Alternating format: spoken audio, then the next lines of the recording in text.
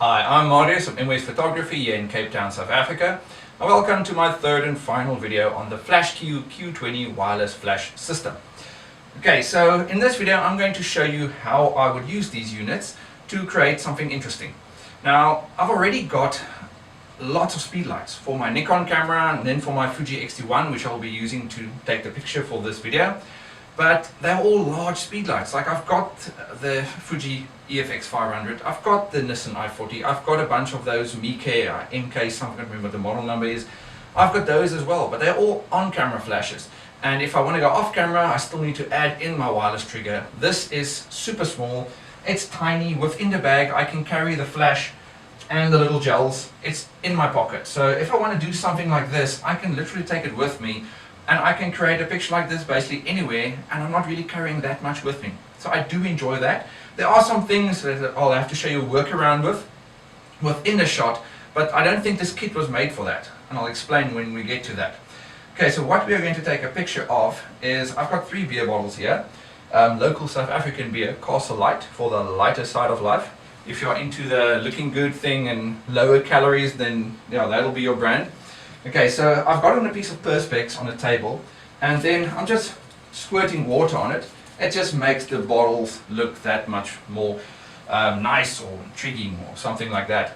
Okay, now normally for this type of shot, I'll be using the same type of diffusion. This is just a piece of wood, which I just put 2 pieces of tracing paper, it's A1 size tracing paper, and I just stuck it to that. So it's a very nice diffusion. It's going through basically double diffusion. You can also use a reflector like this. This is a 5-in-1 reflector, and on the inside you've also got the diffusion part. So if you open it up, you'll see that material there on the inside. That's going to give you the same effect as that, but that's just more efficient because I've got like a double diffusion. So normally if I would do something like this, I'll be using my studio lights and I'll be using my stripped softboxes to get a nice thin line on the beer bottle or the wine bottle, but I'll be doing something very similar to this. So I'm going to replicate it with very tiny flashes. Okay, so I just want to get this thing to stand still here. Okay, so what I've got here, you'll see I've got the one FlashQ Q20. You can't say that very quickly, you get tongue-tied. Okay, I've got the one unit here, and this is the one which is going to have my gel in there. I'm using a green one. With the green hitting the white projector screen, you can use a wall for that or anything that's going to be clean and clear, so that you can shoot your flash onto that, so that'll bounce back. The green just adds to the green of the bottle. I'll also show you when I'm changing it to this orange one. That creates more of a warmer look in the bottle. Also very nice, but I love the green. The green on the green for me works best. Okay, so I've got this flash which will hit this, and it'll bounce back and it'll fill the bottles in the back or from behind, and it'll also create my green background here. Then I've got the other trigger of the other flash, the other Q20 flash here, and that's firing straight through this diffusion. If you don't use diffusion, you'll quickly see it looks terrible. You'll have a hot spot in the bottle and you won't get that nice soft light going through the bottle, and you won't also get a nice line on the edge of the bottle. So normally I would use this with a softbox, and I'll be shooting it from angles to get a gradient in there as well.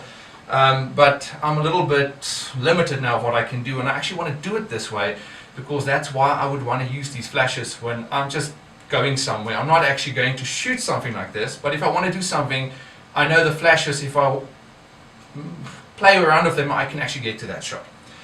Okay, so one problem that I've found, and this is not something terribly wrong with the system, because it is very basic. They need to only have, because this is the transmitter, it's small. There's no really room on here to have different groups of the flashes. So the first problem I ran into is I want to have a different exposure or a different flash power from that flash as well as a different one for this. So I can control how dark green, do I want a bright green or a dark green background, and obviously how much light I want onto the bottles. So normally I would have groups, and I would say this flash must be this strong, this flash must be so strong. This can't do that, because the moment you sync both flashes to one transmitter, then if you change the power levels on here, now you'll see here, you should be able to pick that up, you can see this light here moving as I press this button. So what I did was, I took both of the little transmitters off the flashes, and I synced this transmitter to this flash, and that transmitter to or that transmitter to that flash. Problem solved. So now if I want to control the power of that flash, I just change the power level on that one with the two little buttons, and I can control how much light I'm getting on the bottle. And with this one, I'm controlling how green, bright green or dark green I want the background. And that's about it.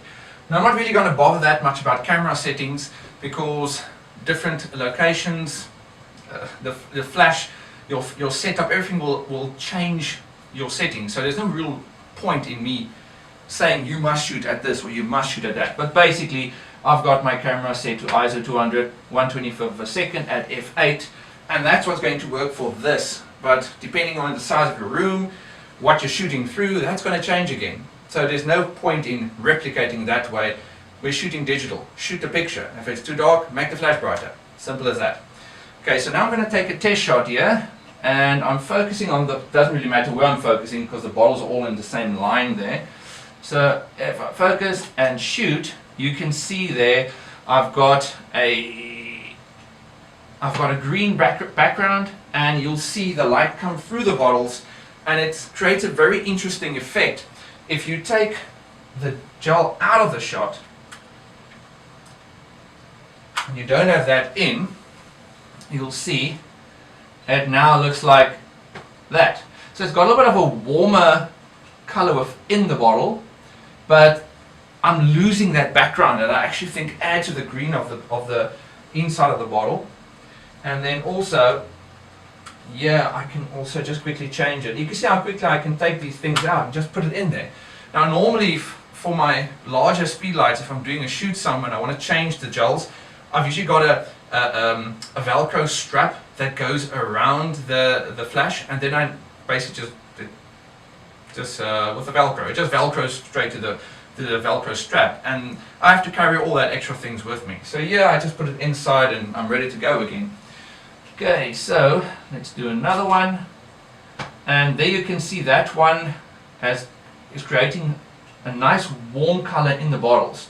But the background, if I want to make the background a little bit darker, then I can just take this one and I can take the power level down,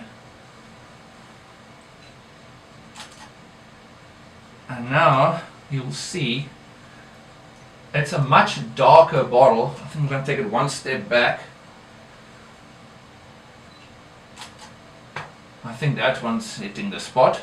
So now I've got a completely different look again, just by changing the gel on here. Now the other thing I didn't mention was I was shooting the light through here to light the bottles, and the purpose of this one here is the light that's coming through here hits onto the white of the reflector, just the normal white side, and that bounces on the bottle. Otherwise this side of the bottle will become a little bit darker, and I wanted everything to be lit more evenly, so that's why I just chucked that in there.